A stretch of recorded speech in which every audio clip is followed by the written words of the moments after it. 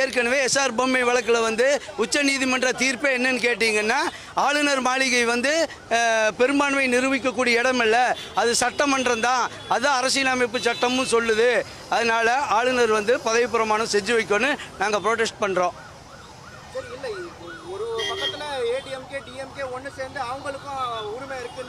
அதாவது என்னன்னு கேட்டிங்கன்னா, ஏடிஎம்கே டிஎம்கே ஒன்று சேருதுங்கிறது வந்து பார்த்தீங்கன்னா, அங்கே இருக்கக்கூடிய தொண்டர்கள் யாருமே அதை ஏற்றுக்க மாட்டாங்க. ஏன்னா ஏடிஎம்கே திமுகவை பரம்பரையாக எதிரியாக நினச்சி தான் அரசியல் பண்ணி ஏடிஎம்கே வளர்ந்தது.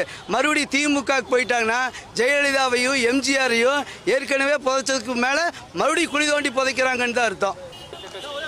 சார், எங்களுக்கு விஜயனுக்கு ஒரு தடவை ஆதரவு கொடுக்க வேணும். அவர் முதலமைச்சராக இன்னைக்கு பதவி ஏற்கணும். ஆனால் பதவி ஏற்காம போயிட்டாங்க. பெரும்பான்மை கிடைக்கனால கிடைக்காம போயிருச்சு. இன்னைக்கு அவர் 108 நாங்கள் பெரும்பான்மை ஜெயிச்சு வந்துட்டோம். எங்களுக்கு ஒரு வாய்ப்பு தரணும்னு சொல்லி ஆளுநர்கிட்ட கேட்டுக்கிறோம்.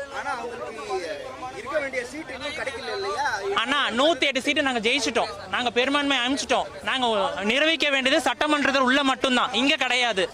அது எங்களுக்கு ஆதரவு கொடுக்க வேணும். ஆளுநர் வந்து நான் கெஞ்சி கேட்குறோம். டிவிகே சார்பாக தமிழக சட்டமன்ற தேர்தலுக்கு எங்களுக்கு வந்துட்டு நாங்கள் ஜெயிச்சு உள்ள நிர்வகிச்சிருக்கோம்.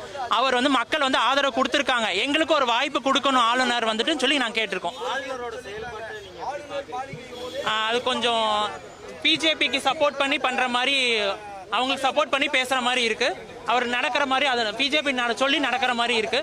எங்களுக்கு சப்போர்ட் கொடுக்க வேணும் ஆளுநர். மேலும் வீடியோக்களுக்கு சேனல் சப்ஸ்கிரைப் செய்யவும் மற்றும் நோட்டிபிகேஷன் பெல் ஐகான் கிளிக் செய்யவும்.